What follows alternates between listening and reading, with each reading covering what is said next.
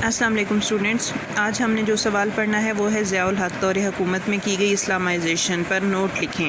اس سے پہلے آپ لوگ 1973 کے آئین تک چوتھے چیپٹر کے 4 سوالات دیکھ چکے ہیں۔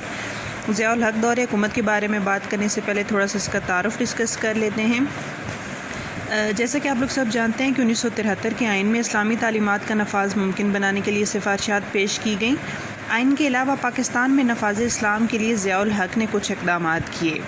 مشرقی پاکستان الگ ہونے کے بعد مغربی پاکستان میں ذوالفقار علی بھٹو اقتدار میں آئے، مگر ان کے خلاف الیکشن کے بعد ایک تحریک شروع ہوگی جس کو تحریک مصطفیٰ کا نام دیا جاتا ہے۔ تحریک مصطفیٰ نے بھٹو کی حکومت کا تختہ الٹ دیا۔ ضیاء الحق نے ملک میں مارشل لا نافذ کر دیا اور فوجی حکومت آ گئی۔ اب کیونکہ تحریک نظام مصطفیٰ چل رہی تھی، لہٰذا اس تناظر میں ضیاء الحق نے اعلان کیا کہ پاکستان میں اسلام کے لیے عملی اقدامات کیے جائیں گے، پاکستان کو صحیح معنوں میں اسلامی ملک بنایا جائے گا۔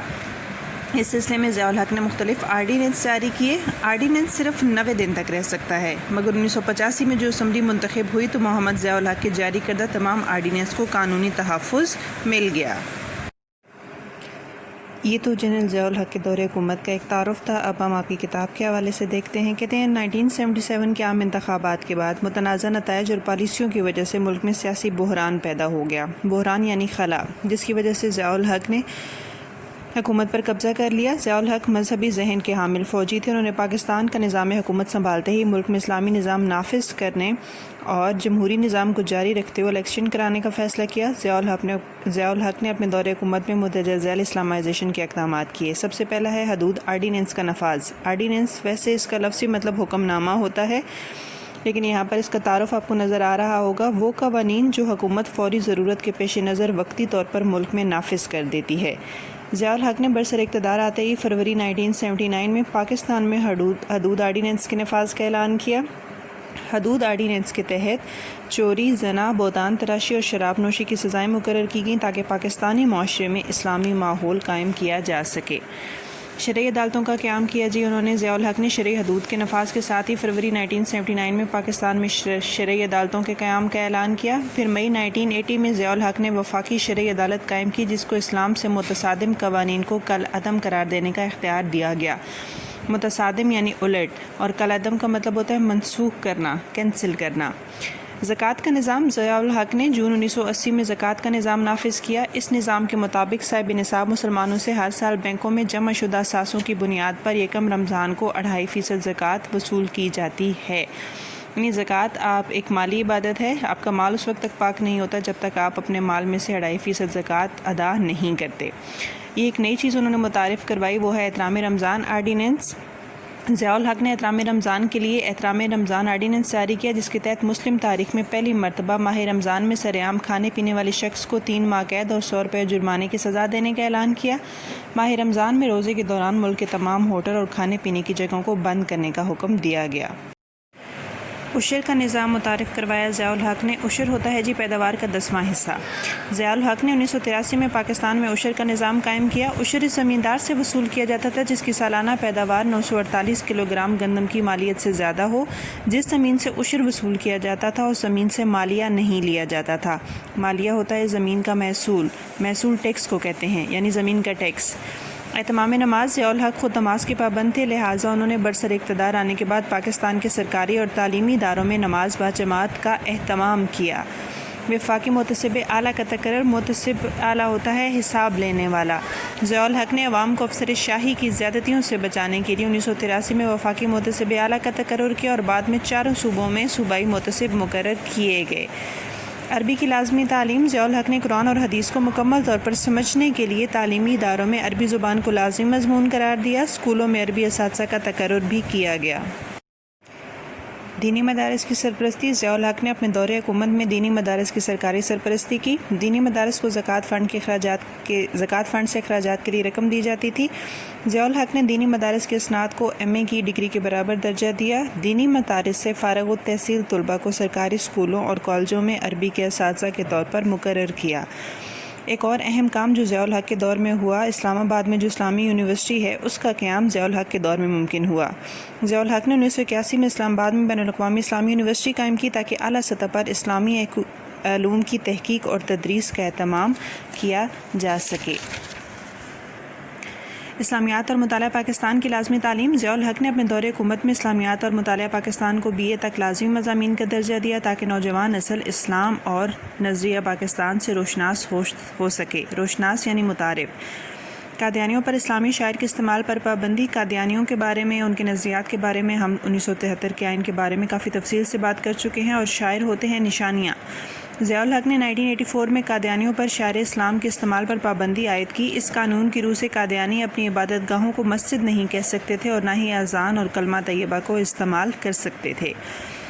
نیکسٹ کویشچن ہے کویشچن نمبر 6۔ پاکستان میں نفاذ اسلام کی راہ میں حائل رکاوٹوں پر نوٹ لکھیں۔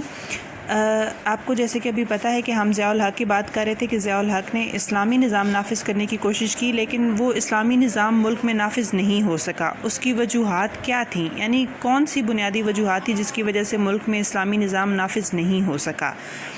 نفاذ اسلام کی راہ میں چند حائل رکاوٹیں جو تھیں ان کے بارے میں ہم دیکھتے ہیں۔ کہتے ہیں پاکستان دنیا کا واحد اسلامی ملک ہے جو اسلام کے نام پر وجود میں آیا۔ پاکستان کے قیام کا بنیادی مقصد ایک ایسے خطۂ ارض کا حصول تھا جہاں بر صغیر کے مسلمان اسلامی نظام نافذ کرنے کے اسلامی اصولوں کے مطابق اپنی زندگیاں بسر کر سکیں، مگر نہایت افسوسناک بات یہ ہے کہ پاکستان کو قائم ہوئے کئی دہائیاں ہو چکی، مگر پاکستان میں اسلامی نظام ابھی تک نافذ نہیں ہو سکا۔ پاکستان میں نفاذ اسلام کی راہ میں مندرجہ ذیل بڑی بڑی رکاوٹیں پائی جاتی ہیں۔ سب سے پہلی ہے اسلامی لیڈرشپ کا فقدان۔ کہتے ہیں پاکستان میں نفاذ اسلام کی راہ میں بڑی رکاوٹ پاکستان میں اسلامی لیڈرشپ کا فقدان ہے یعنی کمی ہے۔ پاکستان کے لیڈر مغربی تعلیم یافتہ، مغربی سیاست اور کلچر کے حامی ہیں، یعنی ان کے ذہن اسلامی نہیں ہیں، ان کے ذہن جو ہیں وہ مغربی ثقافت و کلچر کے حامی ہیں۔ وہ پاکستان میں اسلامی نظام کے نفاذ کے مخالف ہیں، جبکہ مذہبی لیڈر عوام میں اپنی حیثیت منوانے میں یکسر ناکام رہے۔ یکسر یعنی بالکل۔ اس وجہ سے لوگ ابھی تک خالص سیاسی جماعتوں کو ووٹ دے کر برسر اقتدار لاتے ہیں۔ پھر ہے نظام فہمی کا فقدان، یعنی جمہوریت کا نظام دراصل ہے کیا، اس نظام کو ابھی تک ہمارے لیڈر سمجھ ہی نہیں سکے۔ پاکستان کا زیادہ تر عرصہ مارشل لا کی گود میں گزرا ہے۔ پاکستان میں اگر کچھ عرصے کے لیے جمہوریت آئی بھی تھی تو وہ حقیقی جمہوریت نہ تھی۔ جمہوریت کے فقدان کی وجہ سے پاکستان کے عوام کو یورپ کے سیاسی اور اسلام کے حکومتی نظام میں فرق سمجھنے کا موقع نہ مل سکا۔ اگر جمہوریت کا تسلسل رہتا تو پاکستانی عوام مغربی اور اسلامی فلسفہ سیاست کو صحیح معنوں میں سمجھ سکتے تھے۔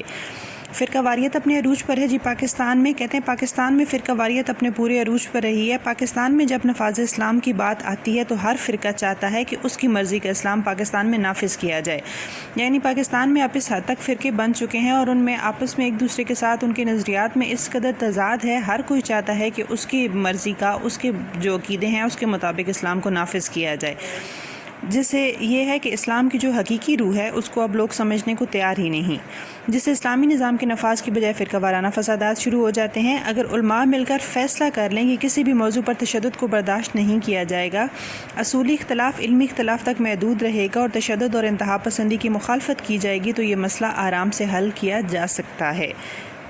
سیکولر عناصر، سیکولر کا مطلب ہوتا ہے لادین۔ پاکستان میں بہت سے سیکولر عناصر اعلیٰ حکومتی اور سیاسی عہدوں پر کام کر رہے ہیں جن کا بڑا مقصد پاکستان کو ایک سیکولر ریاست بنانا ہے۔ وہ کسی بھی قیمت پر پاکستان میں اسلامی نظام کے نفاذ کے لیے تیار نہیں ہیں۔ ان کے نزدیک حکومت کا کام نہیں کہ لوگوں کے مذہبی معاملات میں مداخلت کرے، یعنی وہ کہتے ہیں کہ مذہب ہر فرد کا ذاتی مسئلہ ہے، حکومت کو اختیار نہیں کہ وہ کسی شخص کی ذاتی زندگی میں دخل دے، یعنی مذہب حکومت کا مسئلہ نہیں، مذہب ہر انسان کا اپنا مسئلہ ہے۔ در حقیقت وہ خود کسی مذہب کے پیروکار ہیں نہیں اور وہ چاہتے ہیں کہ ریاست میں بھی ایسا نظام نافذ کیا جائے کہ لوگ کسی مذہب پر عمل درآمد نہ ہی کریں۔ آخری پوائنٹ ہے عالمی مخالفت۔ پاکستان میں نفاذ اسلام کی راہ میں ایک بڑی رکاوٹ عالمی طاقتیں ہیں۔ مغربی ممالک اس کی بھرپور مخالفت کرتے ہیں اور پاکستان میں بھی احساس پایا جاتا ہے کہ اسلام کے نفاذ سے پاکستان کے لیے عالمی سطح پر بہت سے مسائل کھڑے ہو سکتے ہیں اور پاکستان عالمی برادری میں تنہا ہو جائے گا۔